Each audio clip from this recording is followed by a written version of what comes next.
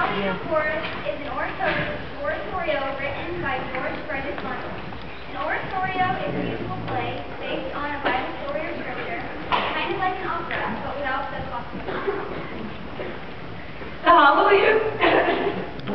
The Hallelujah Chorus was a song of the Messiah. Handel was a very talented musician at an early age. He wrote and performed on many instruments.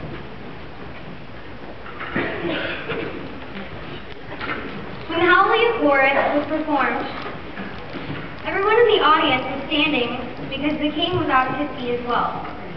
It is now tradition to always stand during this song. Please welcome our music appreciation class and the Hallelujah Chorus. Yay!